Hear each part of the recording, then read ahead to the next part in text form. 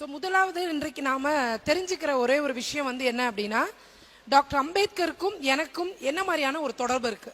இதான் முதல்ல சாப்பாடுக்கு முன்னாடி நாம இன்னைக்கு சாப்பிட்ற ஒரு விஷயம். உங்க எல்லாருக்குமே தெரியும். ஆனாலும் கூட இங்க நிறைய புதிய தலைமுறைகள் இல்லைன்னா அடுத்த தலைமுறை இருக்கிறனால அந்த விஷயத்த நம்ம பதிவு பண்றோம்.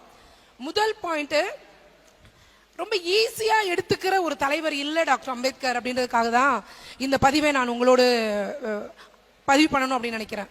இப்ப எல்லா அமைப்புலைக்கும் இல்லைன்னா எல்லா மக்களுக்கும் ஒரு தலைவர் இருப்பாங்க. ஆனா டாக்டர் அம்பேத்கருக்கும் அவங்களுக்கும் ஒரே ஒரு வித்தியாசம் இருக்கு. என்ன அப்படின்னா, சில பேர் பணத்தை கொடுத்திருப்பாங்க, சில பேர் நேர்மையை கொடுத்திருப்பாங்க, சில பேர் எளிமையை கொடுத்திருப்பாங்க.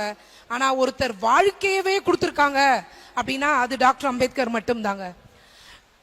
டாக்டர் அம்பேத்கர் அவங்களுக்கு 5 குழந்தைங்க பிறகுது. அதுல 4 குழந்தைகள் சோறு இல்லாம பட்டினியில